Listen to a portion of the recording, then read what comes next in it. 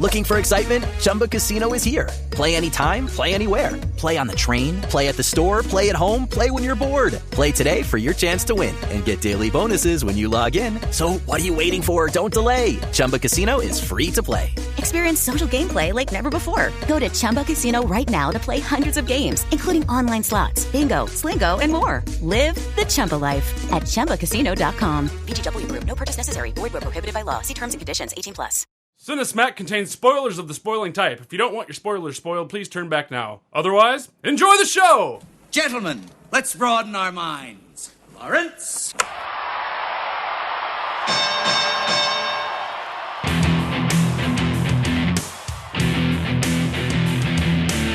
Ladies and gentlemen!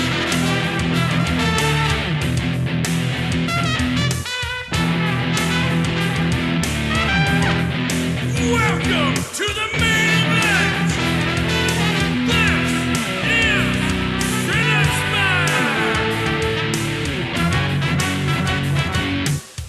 And the winner is...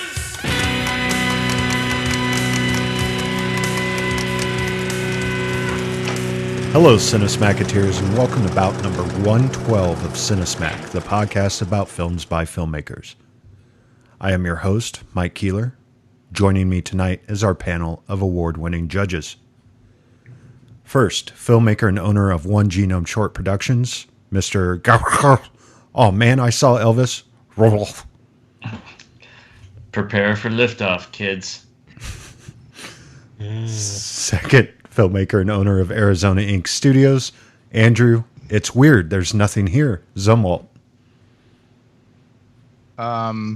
God works in mysterious ways. Third, writer, actor, and director, Kyle. I have two sisters. They don't look like you. Fine.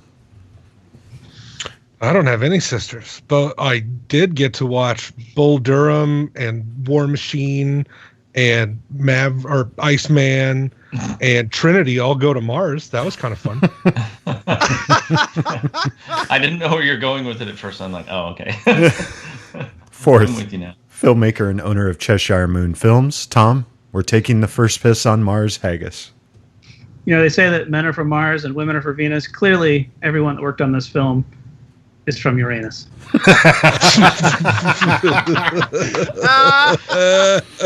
done. I just shot my load. That was brilliant. All right, you need to Costanza it, Good Tom. episode, guys. Okay, Right. That's a wrap. Who won? Who's the monkey? Yep. Nobody won. Oh man, don't do that to me. I can't do 3 months in a row. It's just poke the monkey, find out who won, right? Are we allowed to vote for other movies during the end of the round? Yes. That's what You're allowed to vote recommendations for other are for. experiences. So you're like, for writing, I'm going to give it to Best Root Canal. I would rather do that. All right, let's save it for the categories, boys. I'll poke the monkey, find out what we're talking about this month. Ladies and gentlemen, Martians and aeronautical engineers, welcome to the main event. Tonight, two rockets race to the red planet in an attempt to colonize the wind column. Who will land first, and who won't even make it off the launch platform?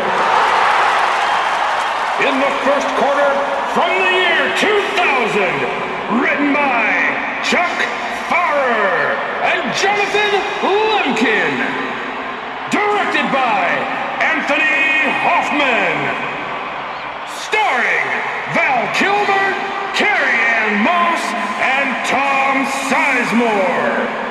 Red Planet! In the second quarter from the year 2000, written by Jim Thomas, John Thomas, and Grammy Yost, directed by Brian De Palma, starring Gary Sinise, Tim Robbins, and Don Cheadle. Mission to Mars! I remember going to go see Mission to Mars in the theater, and I remember walking out and looking at, one of our old judges, Mark Johnson, looking at him and him looking at me, and we both said, "What did we just watch?" But these two movies have been on our list for a very long time. You know, we've always talked about the asteroid movies, the volcano movies. Well, these are the Mars movies. So without further ado, remember, it is 15-minute rounds, not 10 minutes, 15-minute rounds. And we'll start it all off with writing.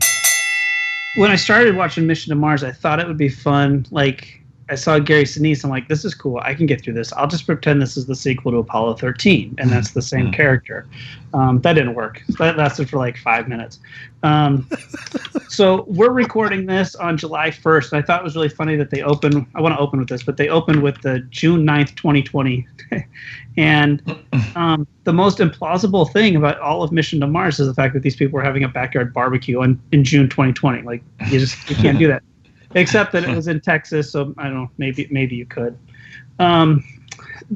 Here's the thing that I watched these a couple days ago, and the thing that I've come to realize with these two movies is how far we've come making movies about this topic. So at the time, I'm sure that these were. I mean, they weren't very well received at the time, but being on the other side of movies like Interstellar and The Martian, I think one of the biggest problems that we have with these two movies, that I have with these two movies, is that they just try too freaking hard to be too clever, you know? And we also have 20 years of Mars exploration. You know, we pretty much have a good idea what the entire planet looks like. There's nobody hiding up there. There's not bugs, wherever the hell that was.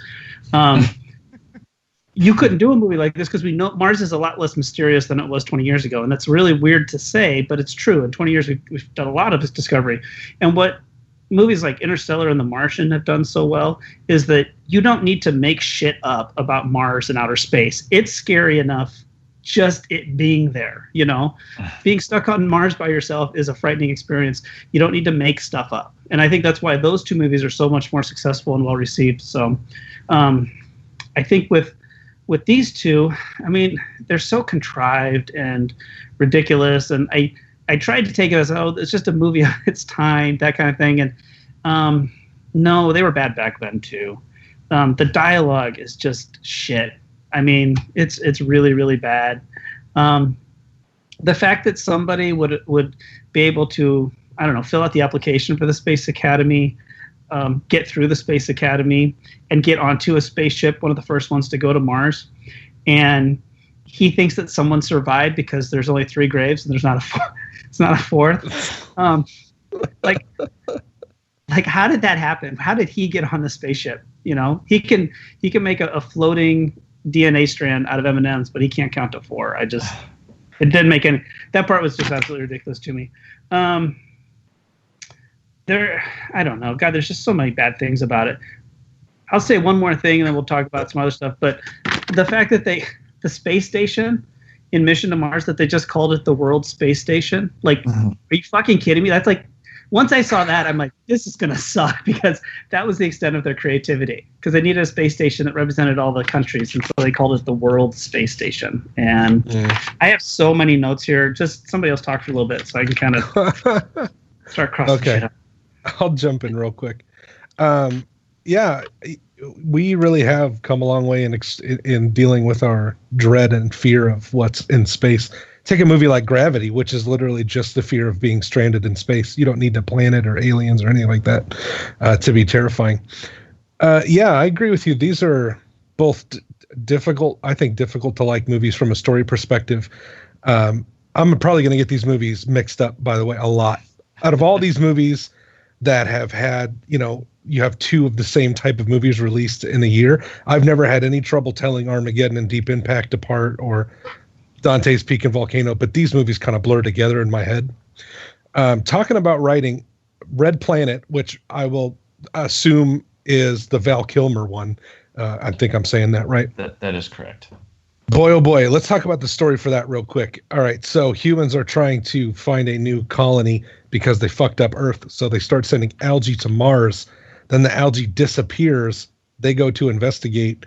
and they find space bugs that ate all the algae and somehow produce a breathable atmosphere with no scientific way to tell that atmosphere is breathable. They almost suffocate to death in their own suits. That's pretty contrived. And then you introduce a navigation robot that somehow also has a killbot switch where it becomes a guerrilla warfare fighter. You cannot stop unless you can touch its belly. That's fucking terrible. But we talked about this a little bit afterwards, and that is such a story choice because the movie would be interminably boring without that. So without a guerrilla fighting robot off in the distance, which is really stupid, almost nothing would happen in this movie. They even introduce a murder mystery for about 10 seconds until it doesn't matter that this guy pushed Benjamin Bratt off of a cliff. And they fucking killed Terrence Stamp, who's the best actor in the whole damn movie. Right. You get 10 minutes of him, despite the fact that it's... He probably asked to be killed off. No he shit. Was like, no, he read the script. I didn't like to realize suggest that I a was rewrite. doing this. So Yeah. you know what? My spleen, stomach. I don't care. My pinky toe caused me to die. I got gangrene in my suit, and it climbed up my leg, and I'm dead. Can we do that? Is that cool? Yeah. The themes of the story and the set pieces and action bits that are put here and there are so nebulously connected. It's like someone it's like a Mad Libs almost. Kill a robot, guerrilla warfighter, blah blah blah. It just like doesn't make any sense. Now for Mission to Mars, I actually think the idea behind Mission of Mars is interesting. Not that Earth is in peril, but we're exploring Mars to further our exploration, and we find something there that we can't explain. Yes, the thing they find is pretty silly, but to me, it's much more interesting as an idea than Red Planet. But I think I can't think of a movie that fits the model of a story with an interesting idea that is marred by so many bad decisions as Mission to Mars. They focus on all the wrong things. There are lots of parts of the movie that I'm sure we'll talk about as we go through this that are frustrating and that completely take you out of it.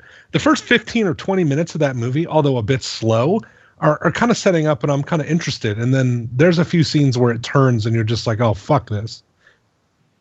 Yeah, it is interesting because it started out and like, well, this is actually pretty well shot. But then as soon as you put Brian De Palma in space, it's just like, he's just like, I don't know what I'm doing. Yeah, during the opening scene, which, you have that big, long no take. And I'm like, oh, my God, this is like actually directed. Because there are parts of Red Planet where I feel like they're taken from full motion videos ripped off a PlayStation 1 disc or something. That's what it fucking looks Oh, my God, they're like. so bad. They're so bad. And I'm just like, okay, this doesn't make any sense. But Mission to Mars feels crafted. And then it just starts making really bad decisions about telling its story. And I'm just like, oh, Jesus Christ. Now, my biggest thing that really bothered me, I think that caught my attention, why were all of these movies, why did they work so hard to cause some sort of problem while they're getting to their destination? Like, why was that a big thing? Like, we haven't studied well enough this far into the future to do interstellar travel, but yet we have all of these problems that are like common day Apollo 13 type problems happen to the crew. And it seems like it was there just to create drama or chaos for no reason whatsoever. Like, oh, we have all this amazing technology. We have an AI robot, but yet we didn't test the little thing that blows up and bounces down on the planet and completely almost destroys the capsule. Yeah, we didn't protect the ship from micrometeors. Just be like, well, I hope they don't run into micrometeors. Yeah, Holy shit. I mean, there are so many little things that it seems like they just drove them to cause the drama instead of focusing on an actual story. It's like, well, we can make things blow up and we can make the ship be in peril, and then everyone gets worried like Apollo 13. And it's like, no, you're already traveling to Mars in no time at all comparatively. And you haven't tested half of the systems? What? Yeah, in Red Planet, they're like, hey, we can detach the landing gear. Well, that'd be a good spot to store the robot then. And I was like, What? Why would you do that? Like, who designed this ship? Jesus. Why Like, would you bring okay, a military robot on an exploration mission? You yeah, have no thought that there's going to be an alien or any kind of danger. No Why shit. would this robot be a killing machine? Regardless, why? Like, why? If someone sold you a GPS unit, but there's also a button on it that will turn it into a Viet Cong soldier, you wouldn't fucking buy it. All right, it doesn't make any sense that your navigation robot is also a trained guerrilla warfighter. No. Even if Well- it was from the military, it'd be like, can we take the military part out of it because we don't want it otherwise? We're going to Mars. Mars. Yeah, they didn't send the rover with a couple Glocks strapped to it when it landed on Mars, just in case it found something. Doesn't make any fucking sense. This is gonna stick in my craw all night. That shit drove me up a fucking wall. It's me too. The minute he was like, yeah, it does this military in case we run into anything. What? Yeah, You're what on do you think Mars! is there? I think one of the things that bothered me about both movies, but more Red Planet, is all the kind of pseudo-technical, pseudo-scientific jargon that they were throwing out. And some of it, even to the unscientific, just sounded so idiotic. It's like, that's not related to what you're doing. You just heard this word one time and it sounded cool. And so you put it in the dialogue for them to say. Buzzwords, And baby. Tom Sizemore calls those frog things, whatever they were, something that is actually a worm. Nematodes. Yeah, Yes. he calls them nematodes. Yeah. And I'm like, I'm oh my guessing God. the only reason they called He them is a nematodes. biology. He has multiple PhDs in biology. Right, and he calls them a worm, and because Yeah. because the writer was like, nematode. Oh, that sounds like a space toad. Jesus Christ. Right. There's also the amount of algae that was actually produced on the planet would not be enough to actually produce an atmosphere. By the way, science people out there, get somebody. I feel like they could have done at least a little bit of consultation with anybody. Scientist of some Google. sort. You could use Google. Okay. I thought they said that the bugs were producing oxygen too at a very efficient rate. I can't believe I'm defending the movie, but I do think they said something to that effect, that the bugs were also responsible for the amount of oxygen out there since they weren't seeing the algae. But I'm just gonna take that back. Oh yeah, you're right. They do. They eat the algae and they produce oxygen, which for somehow is unreadable by all their scientific equipment that can tell the oxygen content of their suits, but not the atmosphere. But not around the them. atmosphere, right? But Also, but don't go to space with a mask that you can touch and it goes up. That's fucking dangerous. and it just kind of blurs away. Yeah, you touch your face mask and it opens. What if you try to scratch your nose without remembering you have a mask on? You're fucking dead. You just Tim Robbins yourself, my man. Well, and yeah, the little space creatures that also, they ignite very well, very quickly they're like under Holy fire. shit. Yeah, they're like Enough fire. to burn the surface of Mars. Jesus Christ. Tom Sizemore drops a road flare and blows up Mars. They still can't produce enough oxygen and enough nitrate to actually create an atmosphere where there would be no pressure where there would be pressure that they could actually take their damn helmets off. 2 minutes. Why are they evil? 2 minutes. Why are the space nematodes evil? All of a sudden, don't have they to taste blood, and it's like, oh my god, I What the gotta fuck are get they inside doing? that body. They have never tasted blood. They've only eaten algae. As far as I know, they're the only thing that lives on Mars. And all of a sudden, they're carnivores. They want to eat Tom Sizemore, which, no offense, but if there's a human I would not trust eating, Tom Sizemore's up there. Well, and then he like drops the flare thing, and it like just like spans out and blows up so much that you can see it from space. But Val Kilmer's fine. Oh Like, shit! how was Yeah. he not inside that circle? I don't know. He should have been He had a vaporized. suit on. Did His you suit. see him? Yeah, his suit. He was on the suit, and the flames came at him, and it knocked him over. But he was protected by that bad boy. Woo! Oh yeah! There Once was again, science. There's that part at the beginning of Mission to Mars where I knew we were going to be in trouble, where Carrie Ann Moss is narrating about the algae and everything. Oh, the opening, she's- right? And she's like, Yeah. We pulled it off. We done it. And I'm like, are you kidding? That's no shit. Where the hell did we Yeah. pull it off? We done I it. forgot. Well, even about the that. end. Red We've Planet. done it? 3.5 minutes of narration. Oh my god. Yeah, and then even at the end when she's doing her narration and she's like, "Oh, six months to get back to Earth," but I'll just take the time to get to know the janitor better or Yeah, whatever. That's terrible. Like what?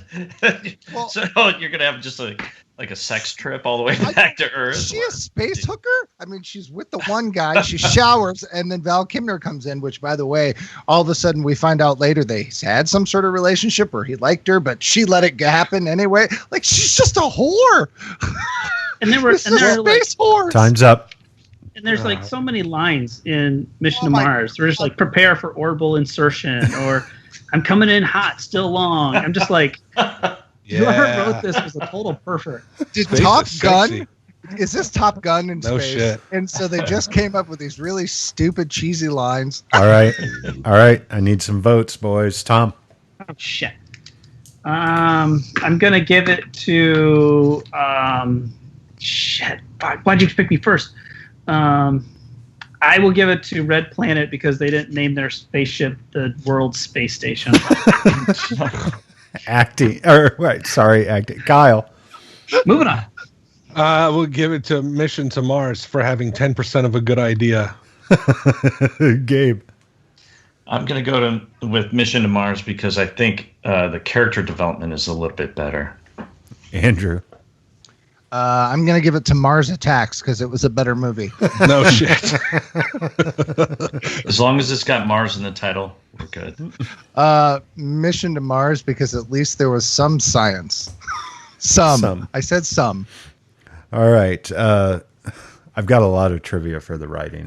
It's actually pretty funny. So I apologize. Why? This movie was written by a Mad Libs book. There's actually a bender. There's actually He a got lot. a Mad Libs book and a word find, and he circled a bunch of words, and he stuck them into the Mad Lib and was like, "We got a movie, bitches!" There are 100 typewriters. Yeah. There are absolutely no special pieces of trivia pertaining to either film for writing, which explains a lot. I could not find any trivia whatsoever about the writing process for either movie. And I felt you're using process very, very loosely. You know, the story behind Cabin in the Woods is that Joss Whedon and his buddy wrote it over like a weekend locked in a hotel room. That would make sense for either of these movies. Mm-hmm. Mm-hmm. But Cabin in the Woods is still entertaining. Cabin in the Woods is great. Yeah. I'd watch but that. It feels like something two stupid people wrote. These movies feel like something two dumb people wrote in a Hampton Inn. See, but it's Hollywood, so it sounds like something 6 dumb people wrote. Yeah, correct. Yeah, I couldn't believe the amount of story credits and shit. I'm like, who? Why? It was at a Hampton Inn, but it was at the Hampton Inn bar, whatever you would consider the bar. There's a bar at the Hampton Inn. That's a bougie Hampton Inn. That is a bougie Hampton Inn. All right, let's move on to our second round, which is acting. Oh boy. Okay, acting. Well, let's start with the bad. So, Red Planet, most of it is just bad. I like some of the actors in Red Planet. I like Carrie-Anne Moss, and I have always liked Val Kilmer. I think they're very good in their, in respective roles throughout history. But I didn't feel like anybody in this movie gave a shit at all. The opening narration does not inspire much confidence because it's read so flat and boring, and you just feel like, oh no, I'm in for a slog. And you are. It's like an hour and 47 minutes, but it feels twice that long. Actually, Red Planet feels a lot faster than Mission to Mars does. Mission to Mars is incredibly slow. But well, maybe. You have some good actors in Red Planet. I like Terrence Stamp, but I just feel like nobody is really giving their all, and they don't give great performances. None of their characters really grow or change in any way. Even Val Kilmer is the same guy at the end of the movie, despite having survived everything. Carrie-Anne Moss is the same person at the end, except for now she admits she likes Val Kilmer. I think that's all that really changed. Yeah, not much happens, and all the characters are pretty bad. Also, I don't know why they left the scientist guy alive instead of Benjamin Bratt, although Benjamin Bratt would have gotten really tiresome over the movie. But the guy they leave behind is not very good. I don't even know his name. So Mission to Mars has a lot of good actors in it. Don Cheadle, Tim Robbins, Gary Sinise, unfortunately Jerry O'Connell, who is probably the worst astronaut I've ever seen in my life. Tom mentioned it earlier. He would never pass the grade or make it. I kept noticing how scared he is of everything.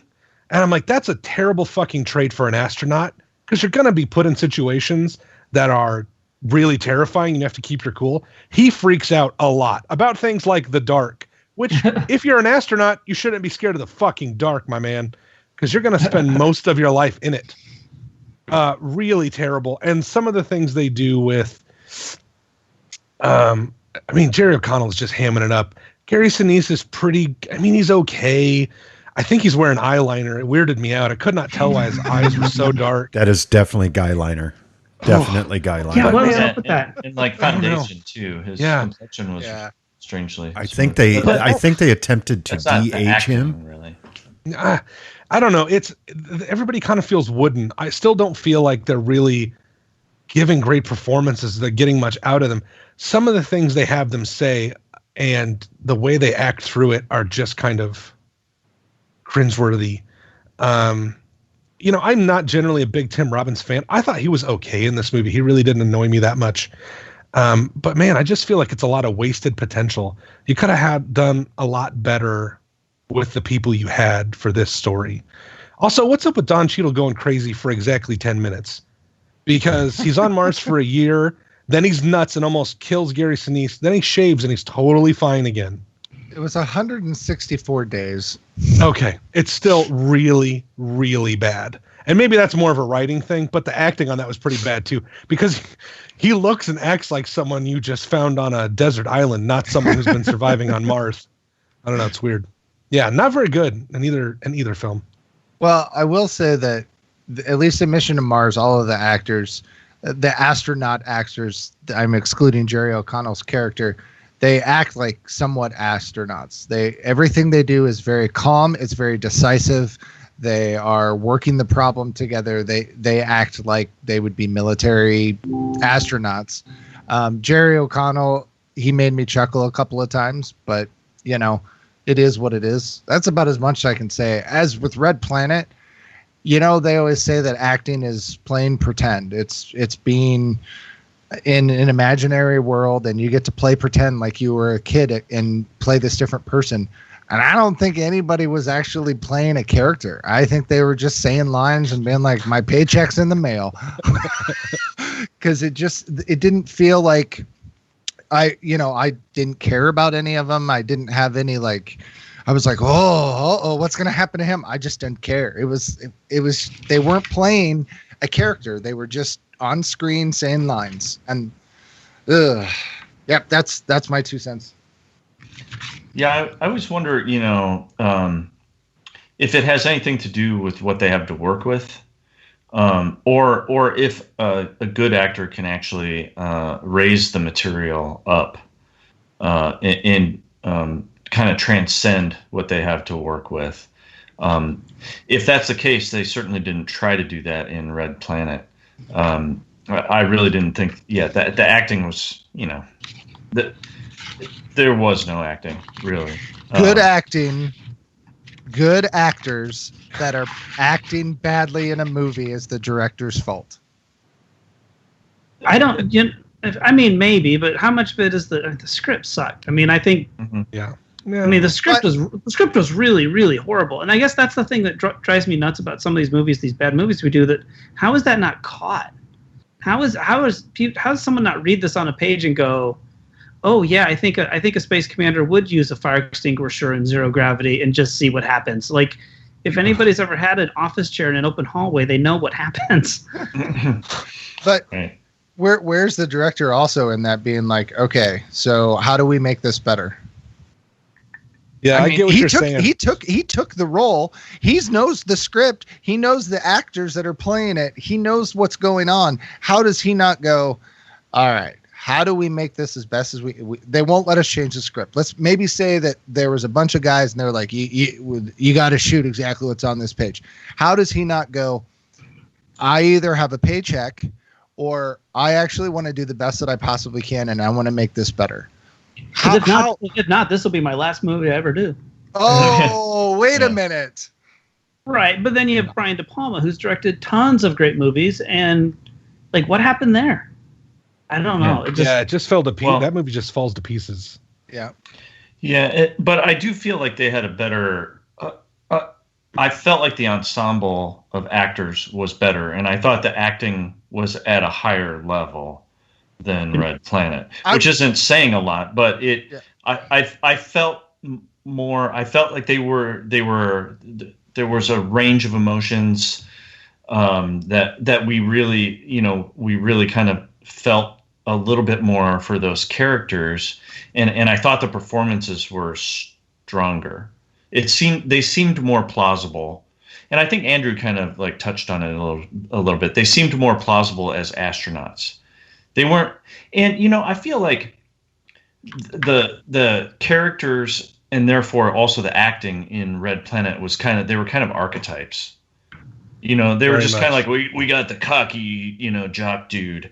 And that's all he was, is just cocky about everything that he said. There was never any nuance to it.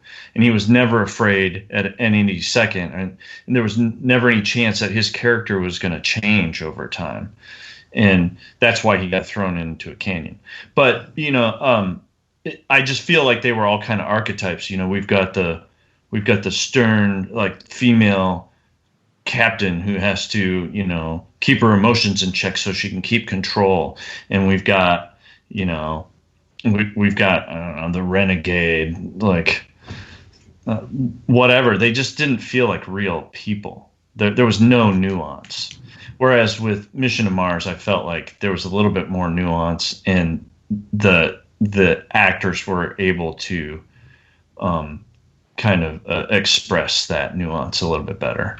Well, to link off of the fact that it's the script that helps drive some of that. I mean, yes, and I think Kyle touched on it. The script in Mission to Mars at least is interesting to some extent, and at least is a little bit more plausible than the Red Planet and the way that it was done. And so maybe that helps with the way the acting goes, because now they read this and go, this seems plausible. Yeah, it's hard because. Oh, sorry. No, I don't know. I just don't know. I was just going to expand on that a bit. When I saw Mission to Mars, and this is kind of getting off topic of acting, but I see Mission to Mars and I think there's an alternate universe where this is something like Arrival, where this idea that we somehow find our ancestors on Mars, if done incredibly well by really talented people, becomes something interesting like Arrival. But all the wrong choices get made and it ends up being Mission to Mars. And I'm just like, man, that's a real bummer, because you kind of see this outline of an interesting idea and then nothing, it just doesn't pay off well. But yeah, I totally agree with what you guys are saying about the difference in astronauts. The astronauts that are on the ship in Red Planet feel like post-apocalyptic, what you'd have like almost like post-apocalyptic astronauts. They are just archetypes and tough, gruff people, like they're almost like a scavenging crew or something more like Armageddon, where you have like non-professionals thrown together. Yeah, because they don't act professionally. And Mission to Mars, they feel much more military regimented. I think Gary Sinise is really good at those types of roles, where you're very authoritative and on top of things. He's really good at conveying that. That's probably why he's played a soldier, or a commander, or an astronaut so many times. But I think in Red Planet, people are acting down to the material. Like, they're capable of more, but they're just acting down to the material. They're playing down to their competition. And I just wonder, what are the takes in Red Planet that they said, no, that's not good enough? Because I feel like they didn't try super hard to elevate anything. They did just enough. First take, last take, let's move on. We ain't got time. Mars is getting dark. We got to go. It's so strange to see that. Like, it almost feels futile in a way. You're just like, oh my God, you're just trying to get through this. Like, you're just trying to get through a workday. They show up on Mars and Val Kilmer pulls out some fancy, poorly visual affected tablet paper thing and looks at the picture and goes, it's backwards and we're not in it. And if we just move the stones around, this is where we go. What? Nice job, janitor. What? That's pretty good for a janitor. Yeah.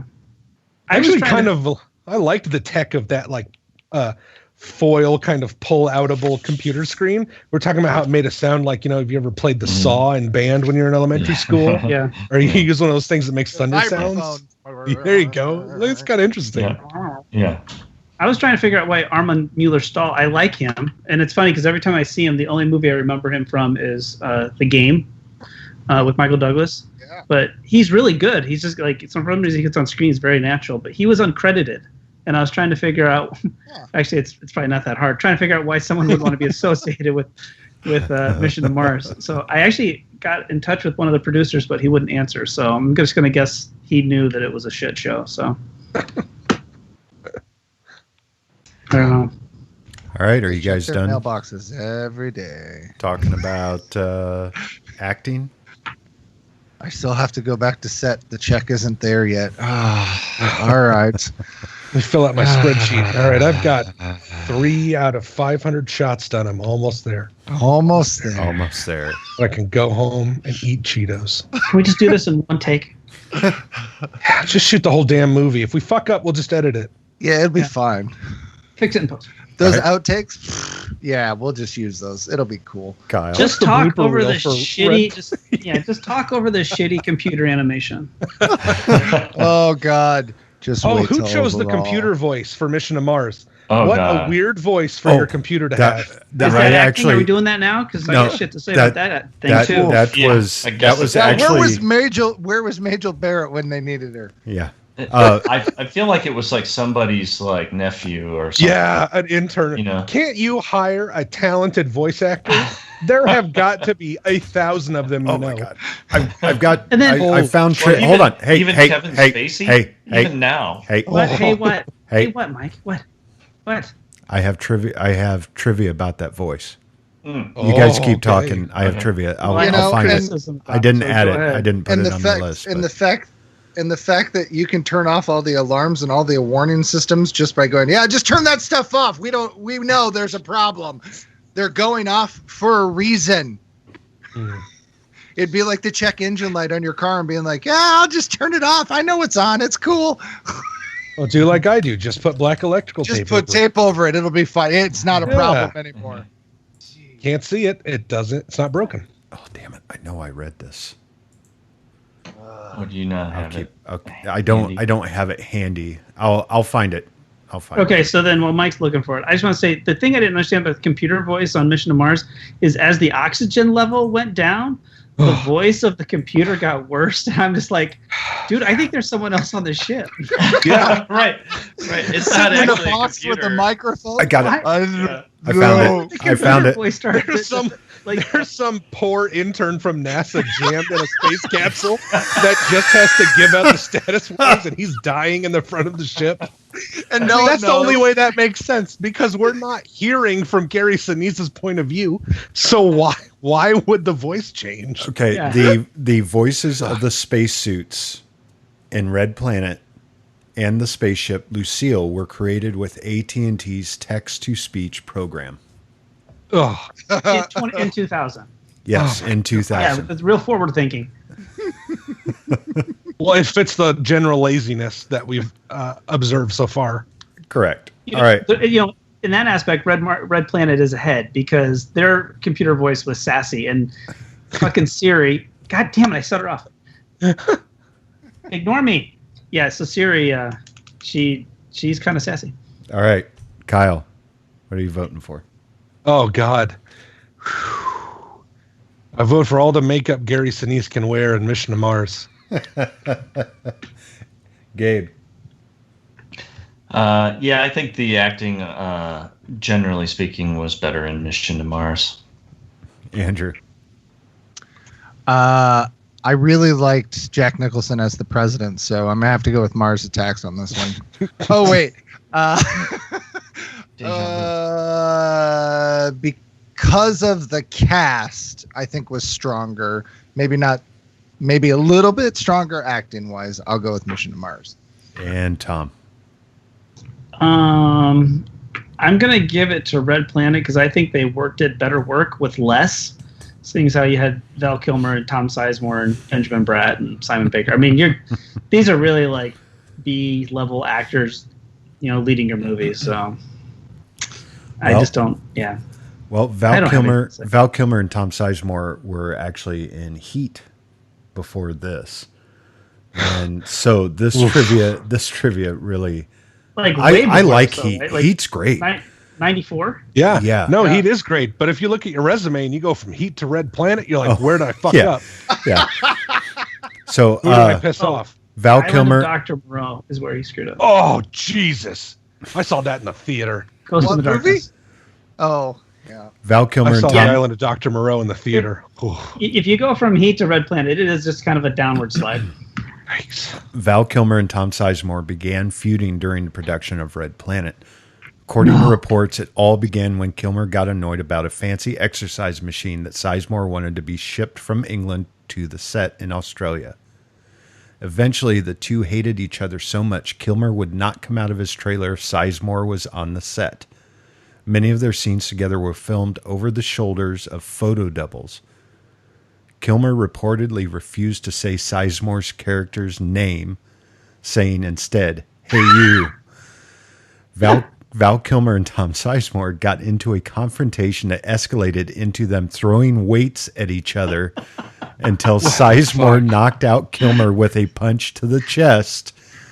At a crew member's request, he avoided Kilmer's face.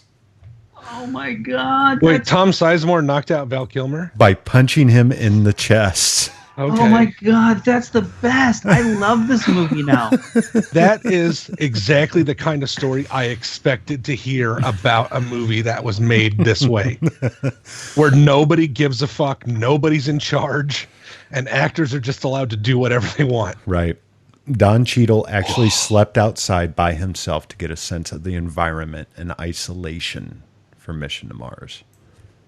So that's all I had for acting on Mission to Mars. Like, there's not a lot of trivia for these movies. I mean, unless you go into Mission to Mars, they actually studied a lot of the NASA spacecraft and talked with astronauts and stuff. But it shows. Yeah, it does show.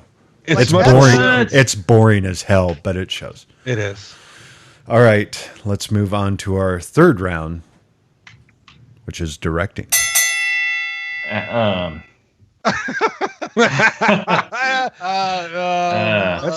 based on our conversation so far, I think we can probably just skip this round because there wasn't any directing.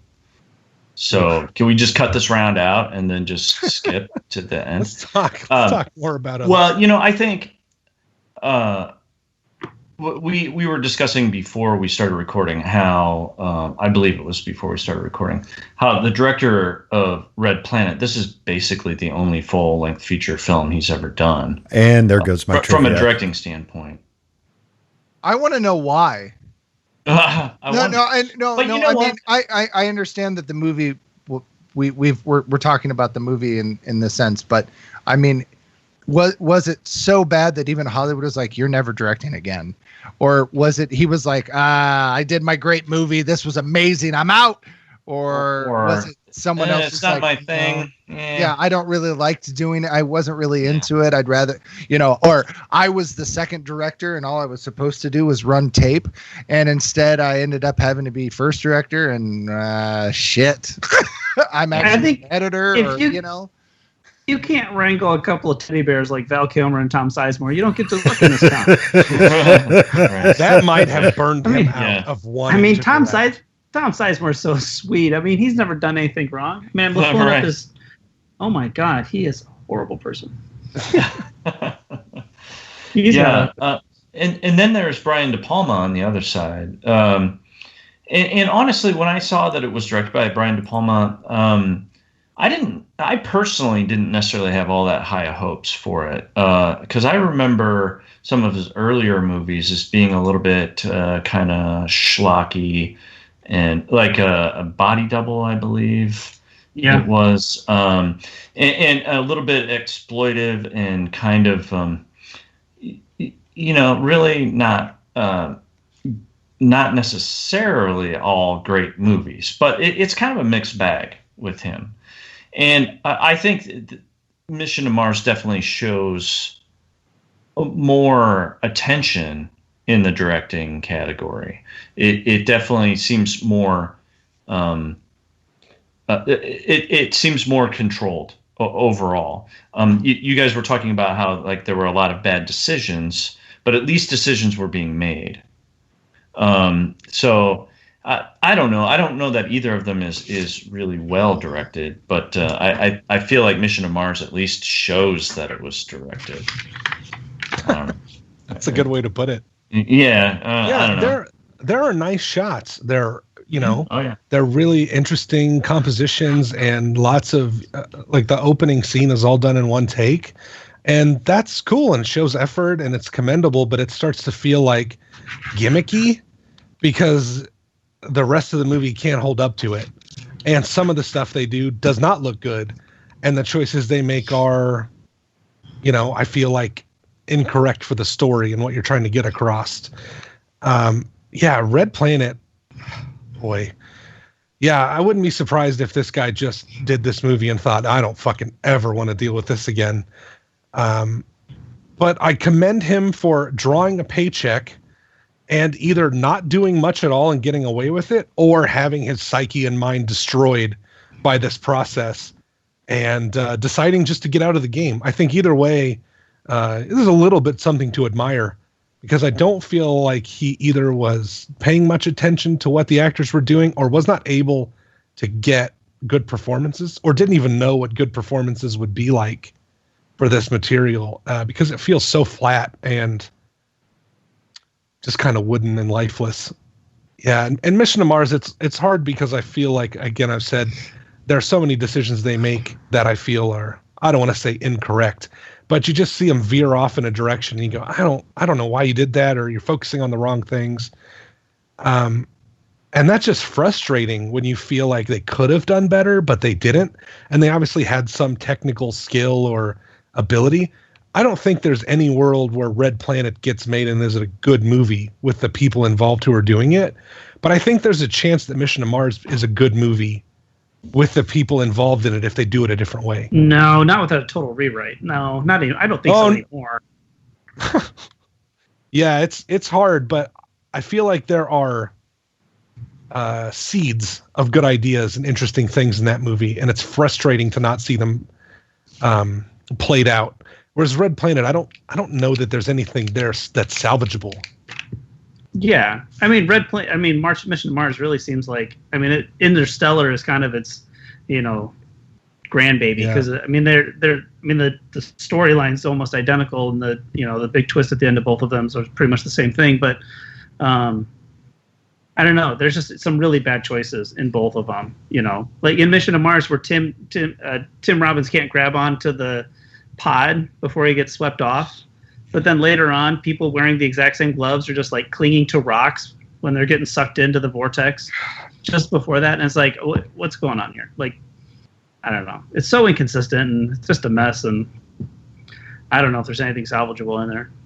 Well, I think things like that are so frustrating because you immediately stop watching the movie and you start to question why these things are happening. And when you realize it's because here we need drama, or we need a beat here, we need someone to die, we need this, that. Then you just it kind of loses its magic as a complete thing. You start to see it for what it is, all these pieces and beats and characters and moments. You just kind of read it on the page and go, it kind of falls flat. That's the same thing with Red Planet when you think about what the robot represents is just an antagonist to come off screen and something to keep the action moving. It doesn't really serve any point other than to the service of the pacing of the movie. But when you realize that and you look at it, you go, well, that's kind of shitty. Couldn't you have made it more interesting where I didn't realize that's what it was? Because that's what good movies do. Good movies, you forget that it's all part of a formulaic plan to change your emotions and get you to think and feel a certain way and surprise you. You get caught up in it. But in a bad movie, you see all the little, you see all the little bits and pieces, and you just feel like, ugh, you didn't finish putting this picture together. There's like a bunch of fucked up puzzle pieces. If there's anything about Mission Mars that pisses me off the most, is that Paul Hirsch edited it. And going back to an episode we did years ago, I've always kind of rankled at people who said that Irvin Kershner was the reason that Empire Strikes Back is so great. And I argued that I think Paul Hirsch is actually the reason that movie's so great. And this fucking blows that out of the water, because unless Paul Hirsch couldn't make anything of the movie. Because if you look at Irvin Kershner's, the movies he's done and the ones that Paul Hirsch has edited, Paul Hirsch has edited a lot more great movies than, Irvin Kershner doesn't have any other great movies besides Empire Strikes Back. That doesn't make any sense. So it just annoys me that Paul Hirsch edited this, and it's like, Star Wars fans will point to this and be like, "See, he sucks as an editor." Well, it's funny. It's funny. You're not always going to bat 1,000. What's that? You're not always going to bat 1,000. Yes, I will. On this show, I will. I watched. Have any of you guys seen Ad Astra? Yes. Throughout the whole thing, I realized that editing was really important. And through that movie, I'd like to hear your opinions later, maybe, about that movie. But I have considered undergoing an editing exercise to see if I can make that movie better, because there's a lot of great stuff. It's beautifully shot, but there are things about it that just drive me nuts, and I feel like I could fix that in editing. It does kind of like make you realize the power of the editing process and how much that can impact the final result of the movie. And yeah, I don't know, but maybe there are certain movies you can't salvage in the editing process. You just don't have the material to fix it. That's funny, because I don't know. I thought Ad Astra, I really liked Ad Astra's editing, and I liked that they just kind of took their time, and it was a slow burn. But I mean, that might have just been in the mood I was in too when I saw it. Any other day, I could have been like, "Fuck, this is slow." Yeah, and I don't think it. Well, that's part of it. That doesn't bother me. I'm okay with the slow burn, but part of it was I feel like there were certain things that they didn't need to have in there, like some of the voiceover stuff. I thought it was unnecessary. It's just too explainy. I'm going to tell you what I'm thinking and feeling instead of just showing you.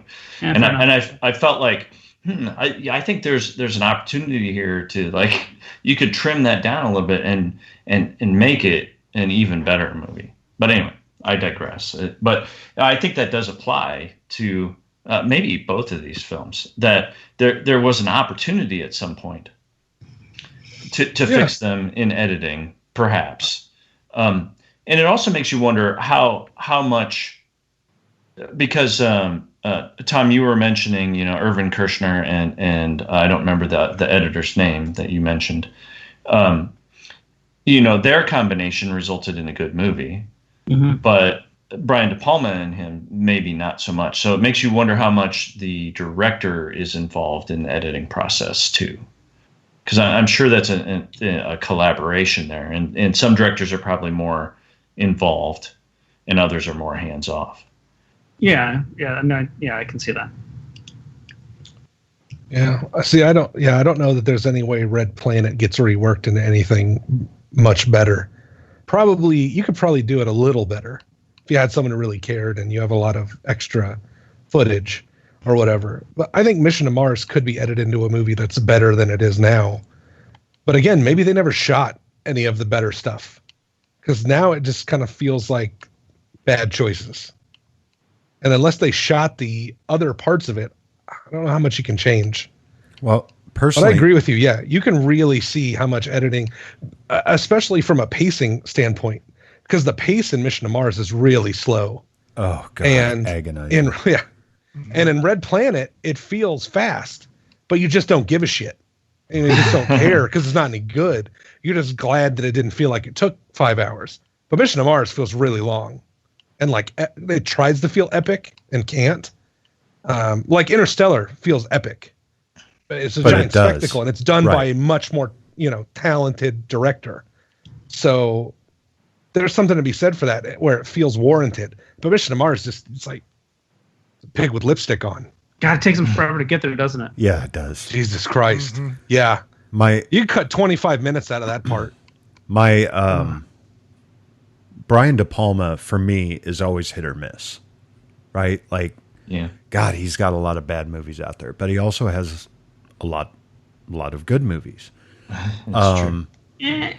And when it comes to, I mean, the main reason I wanted to go see Mission to Mars when we went to see it in the theater, it's like, oh, okay, cool. Brian De Palma, space might be a lot of fun. Like I said earlier, I just walked out and we were both like, what the hell did we just watch? Like, it was so boring. It's just, it drags. And I feel that both of these movies suffered from the fact that the studios got wind, hey, so-and-so's working on a Mars movie, and so are we. We need to rush, right? And I feel like Red Planet was the one that was behind schedule. I absolutely come feel out that. Compared to each other. November of 2000 was Red Planet. Mission to Mars was March of 2000. Yeah. And Red Planet was playing catch up, probably. Right. Red Planet was playing catch up, and it's just, man, like there was a lot of potential there. The problem is with the robot, which has always driven me crazy. Even I've only watched this movie twice, both movies twice. Once, way back when, and then again for this show. And I will probably never watch either one of these movies again. I cannot sit through Mission to Mars again. What would be the point of rewatching them? Neither of them are good, and neither of them are so bad they're enjoyable to watch. Right. Exactly. That's what makes this so difficult. I don't think Anthony Hoffman has done anything but direct, write, and produce. I think the editor, Anthony Hoffman, is a different guy. It is. It gave me the wrong link when I was doing my trivia, but he's only done directing, writing, and producing. Right, but he's only newest done movie shorts. that he's trying to direct been in pre-production for almost 2 years. Yeah, and it's all short stuff. He does a lot of stuff for BBC and the AP. Like he does, he's more of a documentary type guy. Which, hey, you know what? Good for you. You don't have to deal with Hollywood assholes. Do that. Yeah, do that. Please. This probably drove him away from wanting to deal That's with true. those people. Yeah. All right, time's up, boys. So you're going to do trivia now on the director, right, Mike? Yes, I am. I'll wait because I. Okay. Well, it's all right. Gabe already stole the only trivia I had for one of the movies. the number of movies he's directed? Yes. Oh. There's not much out there about the directing. Just like the writing, there's not a lot for the directing. Yeah. All right. Gabe, what's your vote? I'm going to go with Mission to Mars. Oh, you son of a bitch. Andrew. I thought that there were some funny parts, so I'm going to go with Mars Attacks. I'm going to go with Mission to Mars. By the way, Gabe, I was only joking. Tom? Yeah, Mission to Mars. I guess I've got to be honest with that one. Yeah, you got to be honest. Kyle? Yeah. Kyle? Oh, I was just reading this. I see a review from the comic strip character Kathy about the movie Mars Attacks, and it just says ack. Jesus Christ. That is a double joke, and you are welcome. That worked on. That's 4D chess, motherfucker. Dude, you made a Kathy joke. Come on. Well done. Kathy is relevant. She is still relevant. Comic strips are a thing. Has any media fallen so far so fast as the comic strip? Okay, anyways. You know what? I'm going to give Red Planet this vote either for A, the director getting away without doing much work and collecting a paycheck, or B, his emotional and physical scarring at the hands of the cast. Fair enough. The original director of Mission to Mars was Gore Verbinski. When the budget was upgraded, Whoa. That would have been incredible. Exactly, right? When the budget was upgraded, Brian De Palma started to show interest. Then rewrites in the script were also done. Gore Verbinski would have been great. I agree with that. Pirates of the Caribbean on Mars? And as Gabe has previously stated, Red Planet is Anthony Hoffman's only directorial debut. And he's South African. And you need to free South Africa, you dumb son of a bitch. Yeah, you dumb son of a bitch. Thank you, Kyle. I just wanted to point out that the director, Anthony Hoffman, spent months at NASA because he wanted to make sure that Red Planet was as realistic as possible. Oh, fuck off. What? And so he spent time in the full of cafeteria shit. at NASA. I am dead serious. He Yep. actually Wow. he actually didn't pay attention. He actually worked with the Mars Habitat crew and stayed with them, which is basically a small room where astronauts sit for 6 months and pretend like they're on Mars. And he actually sat with them and learned, and because it was very important that the film be as realistic as possible. And then the studio End got quote. involved. I read that too, and I have some trivia in overall about that. But I have to say his depiction of a lot of the space stuff with the people and Mission to Mars were actually really well done. What bothers me is when they're on Mars, Mars has 1/8 gravity, right? It's an eighth or a quarter or something like that of what it is on Earth. And no one is bouncing just a little bit. They're all walking with their full weight. There was an That atmosphere. bothered me. Didn't you know atmosphere causes gravity? They would have noticed that immediately when they landed. They're like, why aren't we floating? Right. This is Yeah. weird. Right. Yeah, They're terrible they have astronauts. atmosphere. Horrible. It's a third of Earth, by the way. A third. Thank you, Tom. They had weighted suits. Duh. Weighted suits. Okay, that makes sense. They had ankle weights on to get them down there faster. Yeah. Let's just drive out of this giant ship covered in testicles. That was fucking ridiculous. But that by the is just way, a didn't murder machine. That didn't Everything protect- inside of that is salsa. Yeah, that didn't protect anything of the ship. Why would you do that? Why? But that's how We they've talked delivered about American Gladiators earlier. That's some shit you'd see on American Gladiators. That's how Someone they tried to push one of those around. That's how Doesn't make they've any delivered sense. rovers to Mars, though, is they've dropped them like that. Oh, Yes, but they weren't encapsulated Filled with- 7 different astronauts and heavy machinery and computers and things to get you off the planet. That was their Exactly. capsule. I know. There's a big difference in putting a 10-pound rover in a little thing with balls around it and letting it bounce around and an entire space station computer. I just think, what do their spines look like once they fall down that giant hill? They've got to all just immediately have broken backs. All right. At least a ruptured spleen. I mean, you got to. Yeah. Minimum. Mr. Richards. Yeah, a minimum. Richards. An 80-year-old man got a ruptured spleen. That's actually pretty good. All right. 4th round, directing. Nope. No, overall. Overall, Oh, overall, Chet. fire the monkey. So I'm not going to rehash stuff. I want to say that the visual effects in Red Planet are horrific. Even for 2000, there were so many times that I saw images that were slipping off of their keys and really bad, green screen backdrop stuff that was happening. I mean, it was really hard to watch in some places.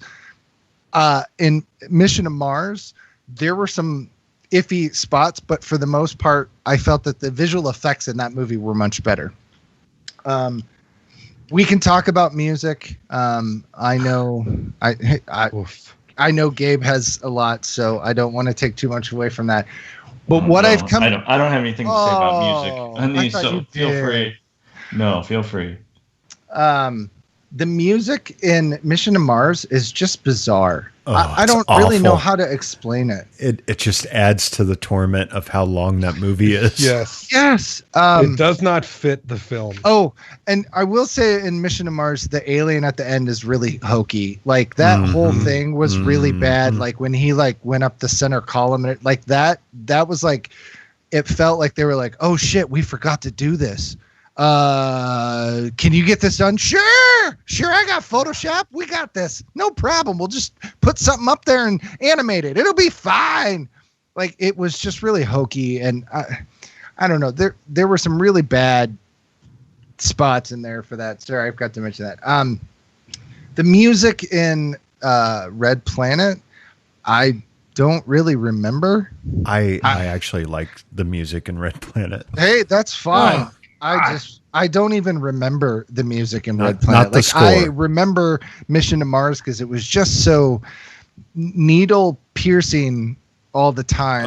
Just kind of odd and off. You know who it was, right? Who? That was Ennio Morricone. The guy that did Fistful of Dollars last week. Yes, it was. Really? Yes, it was. And it was. It's know good music on its own, but it was a horrible choice. Exactly. Like every time it Exactly. came on, I was just like, I could picture Brian De Palma at the premiere going, "Why did I not turn this guy off?" Wow. Yeah, there's a part when they're on the when Tim Robbins goes on his EVA to fix the hole, and they straight up Marconi just starts playing a horror song. It's just a fucking horror movie score. I was like, what is going on? It reminded me of Forgetting Sarah Marshall. And he goes into the studio and just sits down and he just had this ominous tones and then a couple of other notes and then more ominous tones. And that was it. I got paid. It felt like what he thought his version of 2001's soundtrack would sound like. It's just like, I can do this. I'll make it sound creepy and ominous. And he's like, well, I don't know how to do anything but this weird, whimsical spaghetti Western shit. All right, I'll just play this. It sounds like a generic horror movie score. I've got some extra stuff left over from Cinema Paradiso, so I'll just use that. Yeah. It's so bizarre and takes you out of the movie. In Mission to Mars, after they fix the ship too, like Jim and Terry are sitting there, and her husband's out on the side of the ship, and I'm like, are they gonna start fucking? Like there's like some serious romantic music going on. I'm like, what the hell's going on?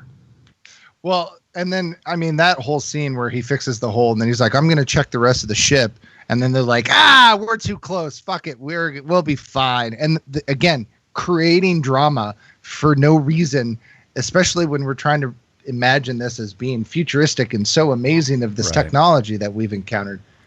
The robot in Red Planet, we've said so much, but did they really have to give the robot a personality? Like, it was really odd to, like, right at the end when Amy, the robot, was going in to kill Val Kilmer, and her eye gets narrow and she's like looking in like she's being all, and I'm like, it's a robot. Come on. It's terrible. Right. I want to point out real quick that both of these movies came out after The Matrix, as far as visual effects are considered. Right. That makes it even worse. And if you think about it, I feel like my recollection of The Matrix was that was like a quantum leap. It was like a quantum leap. That was a pivotal moment in visual effects. Like nobody had ever seen or even conceived of anything quite like it. We might look back at it now and go, it's not as cool as I remember it, or it didn't. The visual effects have matured even since then.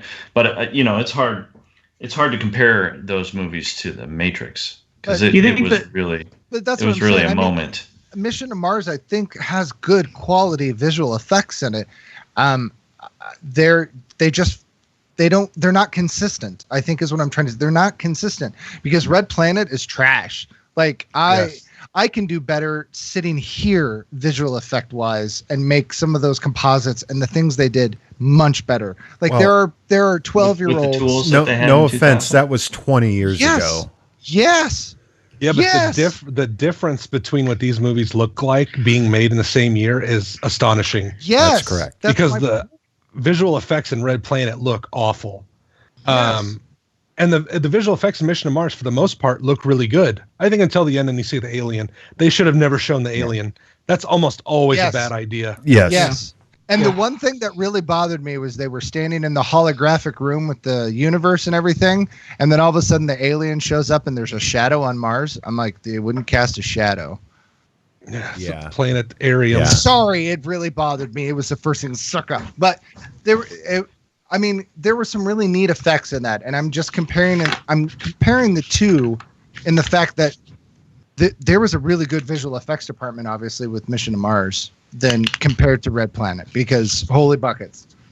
My last piece, unless somebody brings something up that I think of, after I finished watching Red Planet for the second time in my life, for this, to refresh my memory of how interesting this movie was, I walked away thinking this movie is real genius in space, because it fits all the stereotypes.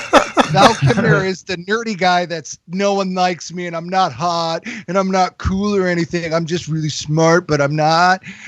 It reminded me of Real Genius, but it was in space, because you had the stereotypical, like all the stuff you guys were talking about earlier, the stereotypes. It was, yeah, that's hilarious, because I was watching it with Heather, and at one point she mentioned, "Have you ever seen Real Genius?" I said, "Yeah." She goes, he feels like a character from Real Genius. I was like, "Yeah, that's interesting." Ooh, and then you brought it up, so it's Real Genius in space. This is what happens to that guy. He ends up being space janitor. That makes sense. He aged really well, considering it's like 2050 or whatever. 2056. How many times do you think Anthony Hoffman kind of pulled Carrie Moss aside and was like, "Hey, what would the Wachowskis do here?" Oh. And they're like, first of all, fire you, and then hey, we got to see side boob. Real quick, you guys, a lot of the production crew from The Matrix actually worked on Red Planet. No. Yes. Wait, like the third and fourth assistant ones? No, sound effects supervisor. And production. I don't remember. Probably had no time or production budget. Designer. What was it? Production designer, sound effects supervisor, and let's see. I mean, could you say that the sound effects of like and the actually the robot sets were costume neat? designer? Yeah, I don't know if I had any trouble with most of the sound effects. The computer stuff was kind of annoying. Yeah. The computer voice in Mission to Mars was Terrible. bizarre.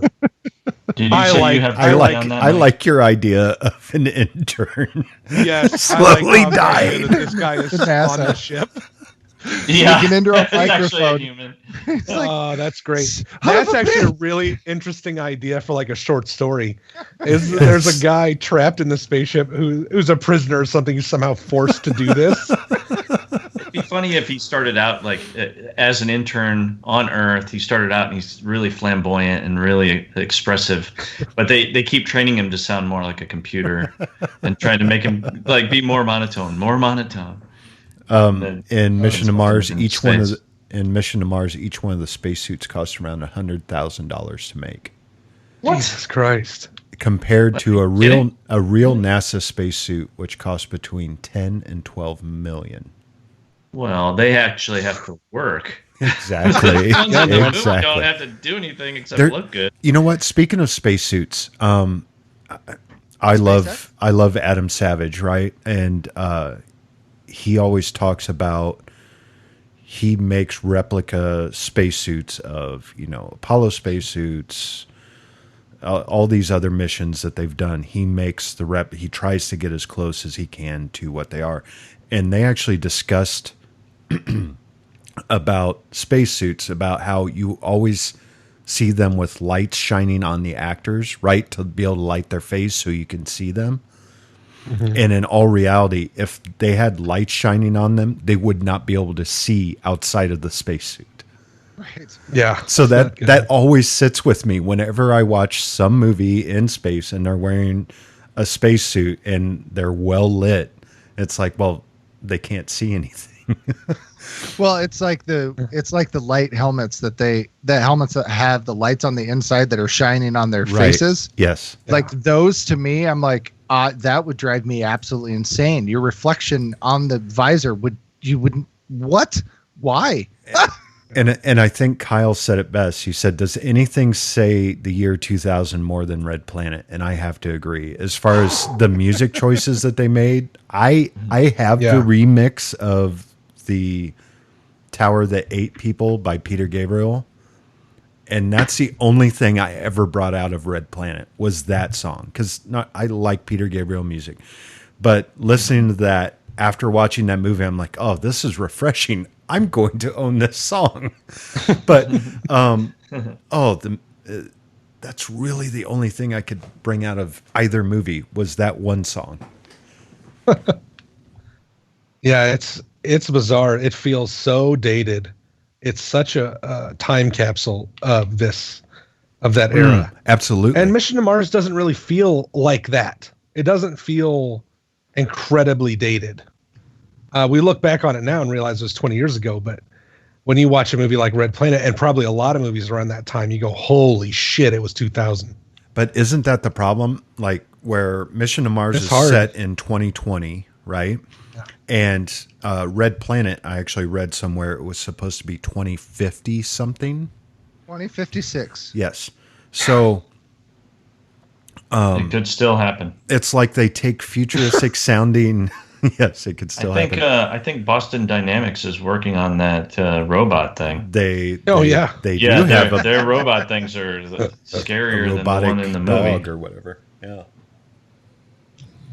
that robot gave me General Grievous vibes with all his fucking spinning hands and shit. Yeah. Hello. Once again, that makes perfect sense for an exploratory navigational robot. Oh, absolutely. Yeah. And when he was given that speech, this just epitomizes my problem with this. He's given the speech that Amy has gone into military mode and now she is a trained guerrilla warfighter. Rather than murdering the three men who are her only targets right there while they're unaware and indefensible, she then runs off so she can continue to show up every 15 to 20 minutes to keep the story going. Right. Yeah, I'm just like, because she breaks his rib. She has it's just a warning. Fuck? Yeah. Like she has war game mode. Is that what he said? Like something like that. Yeah. Oh, it's war games. It's guerrilla she's warfare. Do war games now. Like, okay, well, can she play chess? Like, she's 7.5 feet of metal. Why didn't she just rip you all to shreds right there? Right. None of you are armed. Because we need her to show up. Otherwise, there's nothing happening in this movie. Right.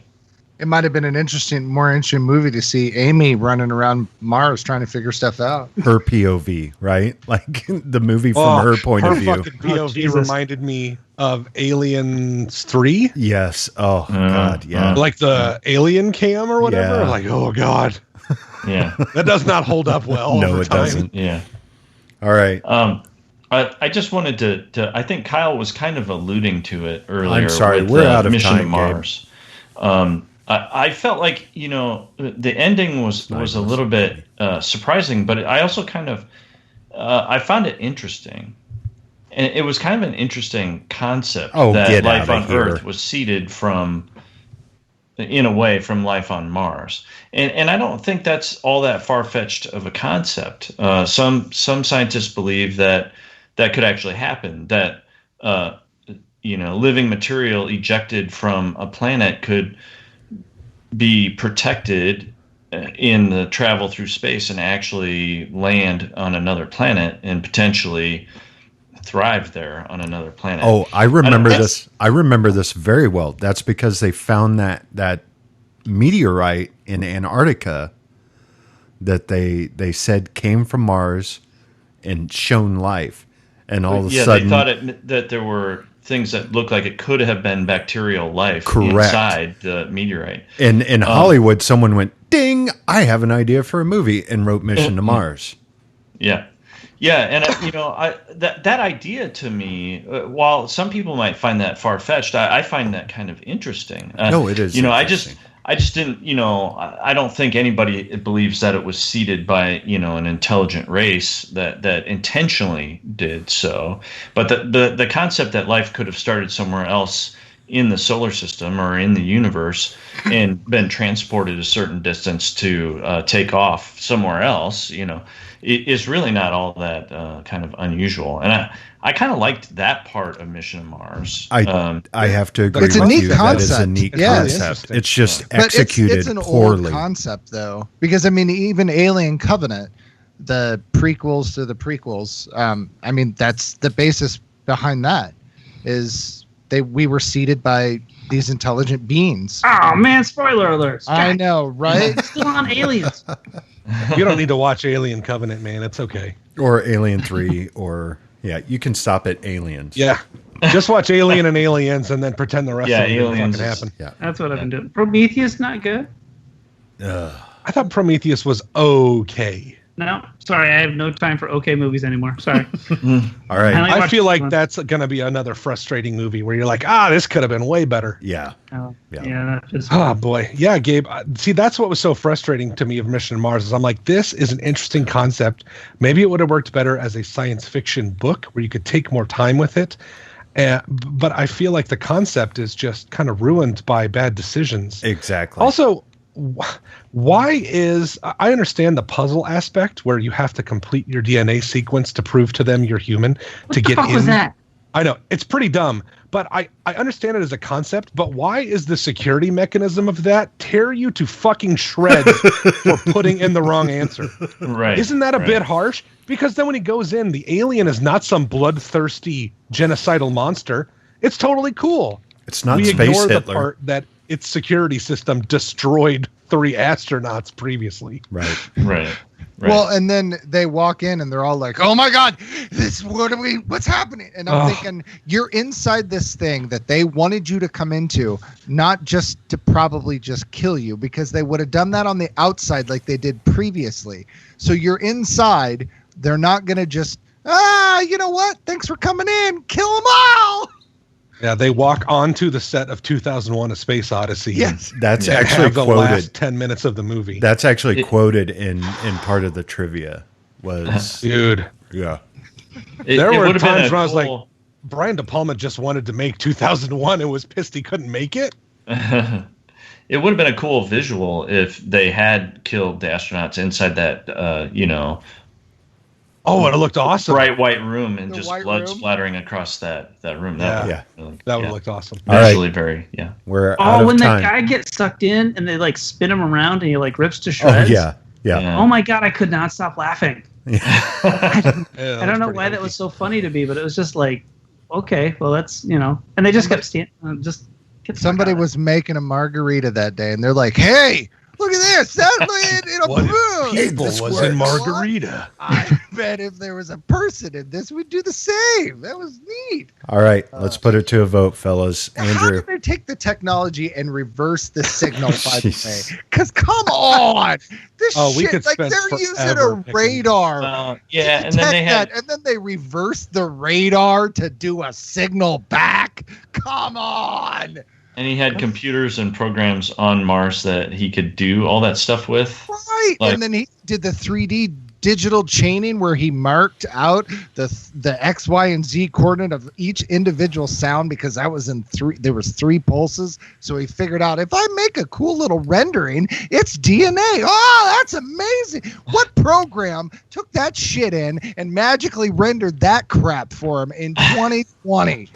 Are you kidding me? He had to find time between growing his garden as well. I would have felt better if he would have walked over with a USB drive, stuck it in the side of the face, like in the ear or something, and it downloaded a virus and opened it up for him. And I would have been like, oh, okay. Because that was a thing. Okay. Hang on. The 2 things that bug me too, the fact that they're little risk communicators, they're little risk computers, like they had scenarios set for everything. Like, I need to know how far away this guy is drifting into outer space, and like, let me pull it up on my little wrist thing. And like, if NASA's like, hey, we might have someone just float away suddenly, why don't you make sure the computer can tell them how far out they are? Like, why not take that money and invest it in a little bit longer rope? And they never tested actually rebooting the system. Yeah. Are you kidding me? I mean, it was a funny line. I thought it was humorous. These machines are way too expensive. And he's like, oh, do it. I thought that was a humorous moment. But there ain't no freaking way they've ever not shut the entire thing down and turned it back on and did a hard reboot. They even did that with Apollo 11. Oh, come on.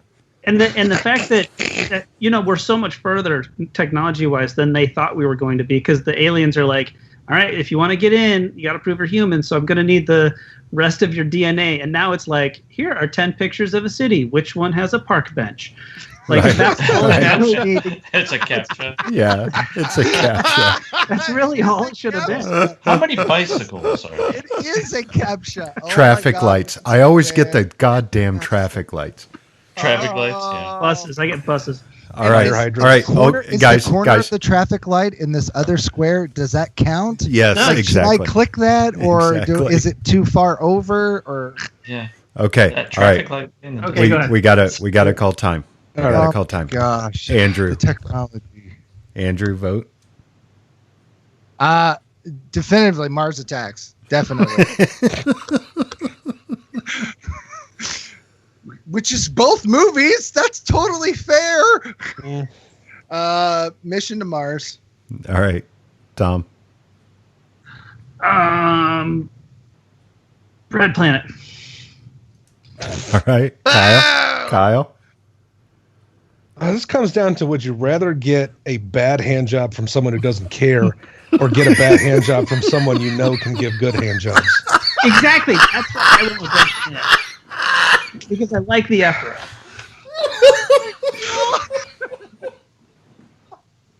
Yeah, I'm going to go with Mission to Mars. So you'd rather be disappointed by someone who's given great hand jobs in the past? I want to hope that the next time we go to Mars, it's better. I understand that, but don't you? Oh my God! He made a great hand. He did a great hand job, and he called it Untouchables. I mean, that's incredible. That is a pretty good hand job. I'm not sure I got your metaphor. Gabe. I'm not sure I get it either. Oh, I have tears. Gabe.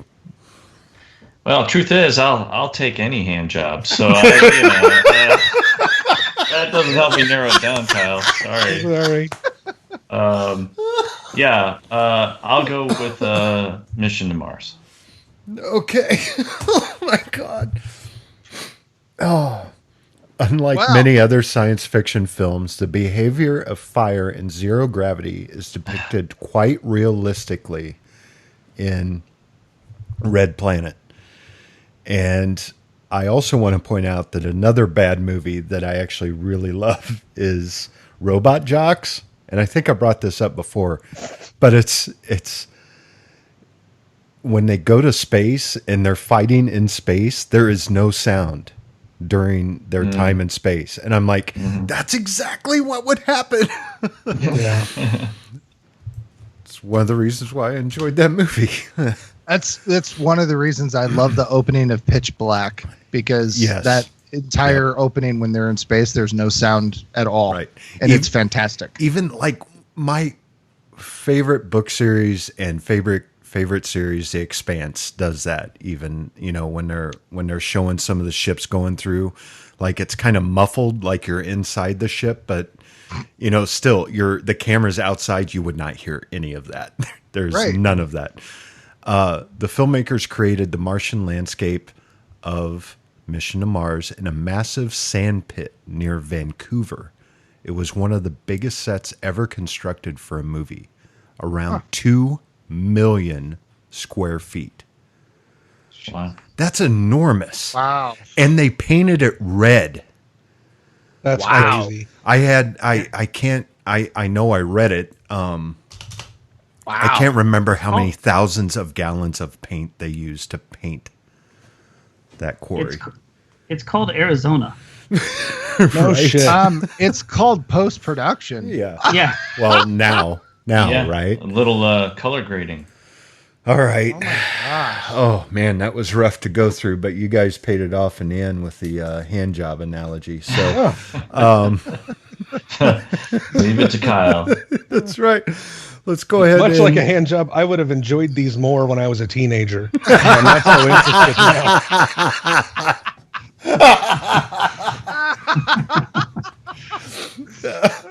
All right, let's move on to 12-year-old loves these movies. Let's move on to recommendations for this month, and we will start with Tom. So I'm going to throw it back to another movie that we did. Boy, I think we did this movie probably 5, 6, 7 years ago, and it's one of my favorites. And it's called Sunshine, and it's a Danny Boyle science fiction movie. I think it's absolutely perfect. It's got all your favorites. It's got Captain America, and who else is in it? The Scarecrow from Batman Begins is in it, and the girl that's in Irresistible, the new Jon Stewart movie, she's in it. So lots of famous people that you'd really like. Steve Carell? Wong from Doctor Strange, he's in it. Is that what his name is? Wong? What's his name? Benedict? Yes. Benedict Wong, but what's his name? Yeah. And I was trying to do a thing where I was pretending they were all real people. Oh, what is his name? It is Wong. It's not a big deal. I recommend Sunshine. I think it's fantastic. It was our first movie to ever go undefeated and go 16-0 on our podcast. So that's true. I would say check out Sunshine because it's a fun ride. Even the third act. Don't listen to idiots. Third act's pretty good too. Remind me, what did we do against it? Do you remember? The Core. Oh. Oof. Yeah, there's a reason it went 16-0. But Tom and I have a love for The Core where it's just awful, but we still watch it. At least it's enjoyable, unlike either one of these movies. Yeah, it's true. The Core is the only movie I've ever seen where a giant metal dick literally fucks the earth all the way to the middle. That movie is ridiculous. All right. Speaking of recommendations, Kyle. Oh, shit. Well, my movie is about a giant metal dick. Well, I want to recommend a sci-fi movie that I think does not get a lot of love, but I enjoyed it, and that is Contact with Jodie Foster. And good movie. Another guy in it I can't remember. Matthew McConaughey. And who? Matthew McConaughey. That's right. Matthew McConaughey. And Jake Busey. Yes. That's my trifecta. I've always thought of Contact as being one of the more realistic sci-fi movies of how things would actually work if we had contact with aliens, where we would receive some kind of data or instructions. And the arguments around that and the way it happens in real life, I don't know, it's always kind of struck me as being more grounded in something I think is plausible than a lot of other alien movies. Written by Carl Sagan, I think right? What's that? It was written by Carl Sagan, if I remember right. Right. Yeah, and I'm a big Sagan fan, but yeah, I just think it's an interesting concept, and I like the way it's done. I could have done without the bald man flying around the world in the jet. I thought that was a bit weird. But yeah, I enjoy Contact, and I think it's one of the smarter, better science fiction movies that doesn't necessarily hold your hand the whole way. And I like that. I like things that are a little challenging like that. So, yeah. All right. Gabe? Well, I just recently watched an interesting little sci-fi movie called Prospect.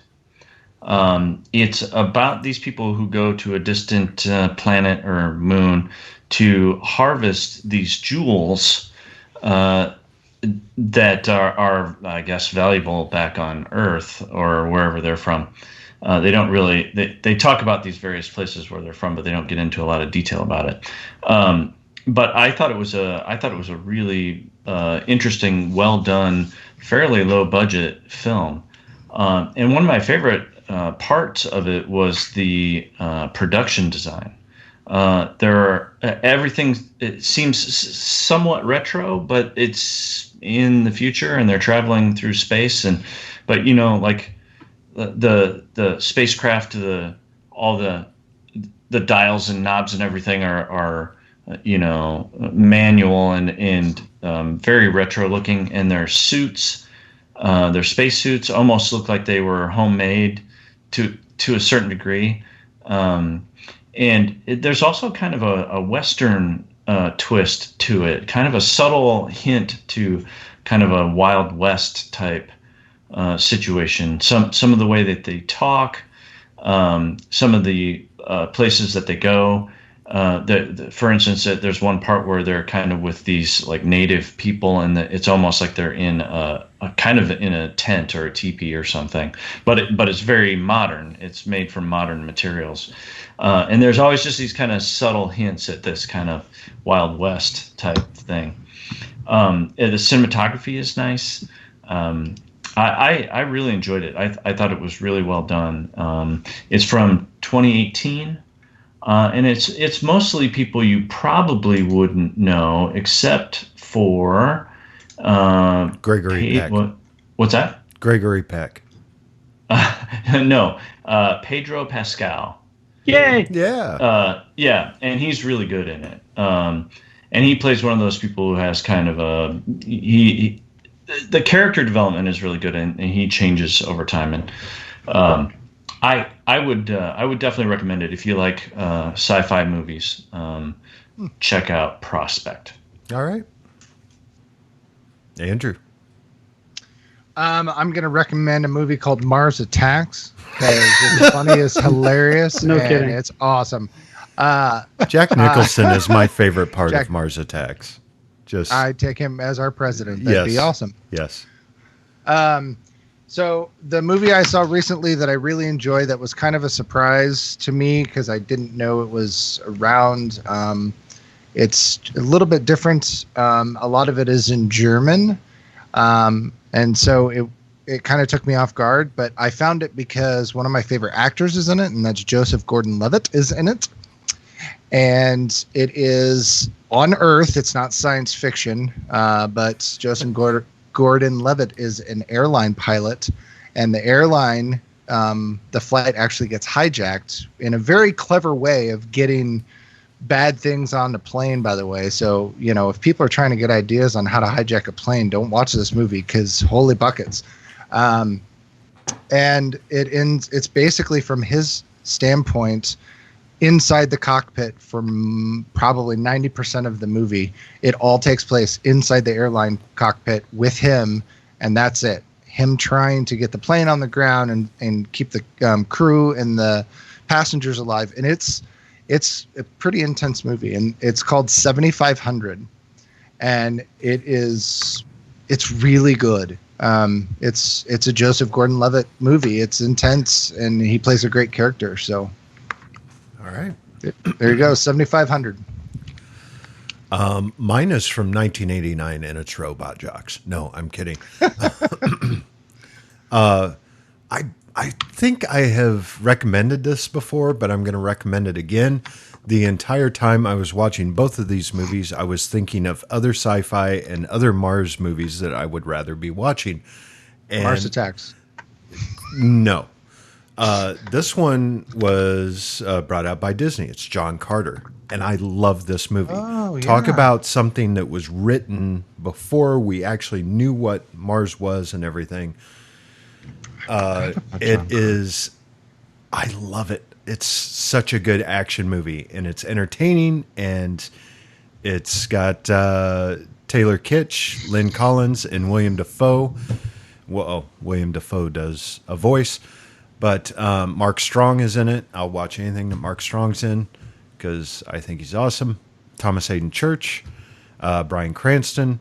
Anyway, I believe I've recommended it before, but if you want to watch a better movie about Mars, watch John Carter. Let's go ahead and post the monkey. Jesus. You almost made it, Mike. Almost made it. Almost made it. Let's go ahead and poke the monkey, find out who won. Ladies and gentlemen, may I have your attention, please? Your winner, by finding the creation of all existence, is Mission to Mars! Yeah, go Red Planet. Yeah, no, it wasn't. This was like trying to choose which way you want to die. Trying to choose which was the better movie.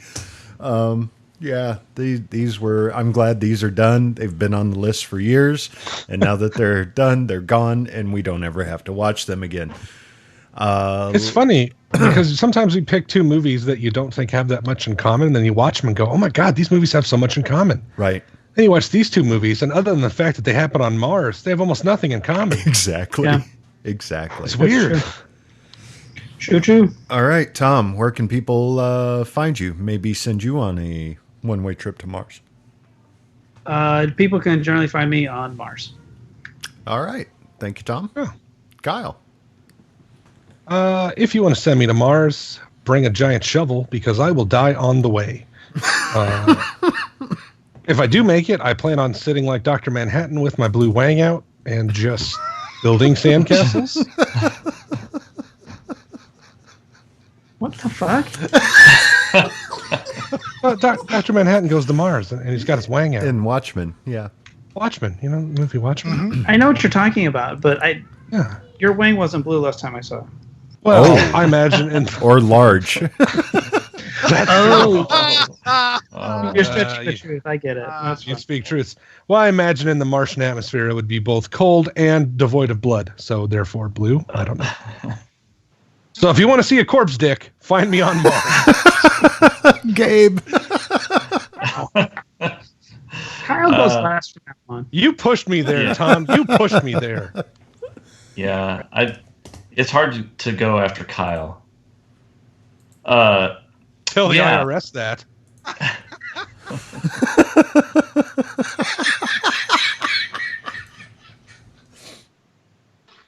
Yeah, you can find me on Facebook. I guess I don't really do anything there. I don't spend a lot of time there. But you can doesn't also share check out any our of the films on Cinesmart OneGenomeShort.com. Andrew. Yeah, wow. The easiest is just go out to ArizonaInkStudios.com and go and check everything out there. You can see some of our films, our short films and our medium and our longs. Yeah, and then you can get all the social media from all that stuff. So, yeah, there you go. Boys, this has been fun. We've talked about two really bad movies, but I've had a lot of fun. Yeah. We would appreciate it if you could leave us a review on iTunes or whatever podcasting service you use. It helps us reach new listeners. If you like us, tell your friends. If you hate us, tell your enemies. You can contact us at cinesmack@gmail.com. Follow us on Twitter and Facebook. Just search Cinesmack. For August, we go back in time when movies were movies and actors did their own stunts. In the snow, uphill, both ways. Harold Lloyd in Safety Last goes nose to nose with Buster Keaton in The General. Holy shit, those are going to be good. Which Gabe has actually already watched. I've seen The General recently. It's great, right? Yeah, I guess I'll have to maybe watch it again to refresh my memory. But yeah, it's fun stuff, though. I love that kind of stuff. Those types of movies are a lot of fun. For Gabe, Andrew, Kyle, Tom, and myself, thanks for listening, and go catch a flick. Could you think of a bigger waste of money than sending me to Mars? Can you guys hear me? Yeah? Yeah, we can hear you. What about now? Yeah? Yeah.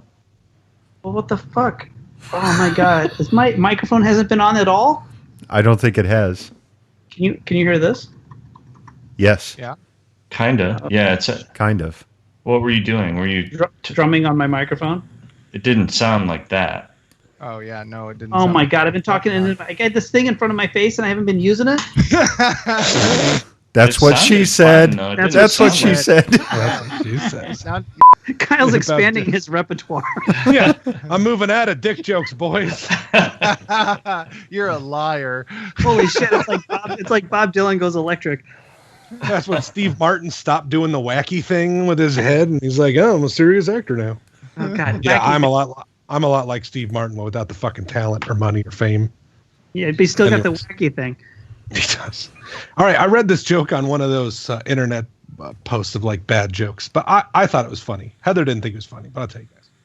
All right, so a guy goes to his doctor and he says, "Doctor, I haven't been feeling well." I think something's wrong with me. And the doctor goes, all right, it's okay. We'll run some tests. So they do some blood work and they take some scans and he says, okay, go back to your room and wait and I'll be back with the results. So he comes back and the doctor says, man, I got some really bad news. It turns out your scans were bad and your blood tests came back and you don't have that much longer. And the guy says, oh my God, how long do I have? And the doctor says 10. And the guy says, 10 what? 10 years? 10 months? And the doctor says 9.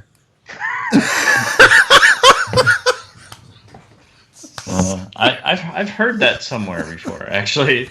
It could be because 9, I've had 8. Half a glass. So yeah, he's counting down till the guy dies. Yeah. I thought that was funny. I thought Heather was completely stone-faced. Yeah, I had heard the joke too, Gabe, but I wasn't going to tell Kyle that. Jeez, I laughed at it like I laughed at it like a gentleman, not like I fucking already heard that one. I did not do the thing that people always do in movies where they say, "Stop me if you've heard this one." This has been a test of the Southsider Studios podcast system.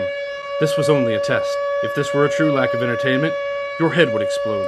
Go to iTunes and subscribe to our feed. Just search Southsider Studios.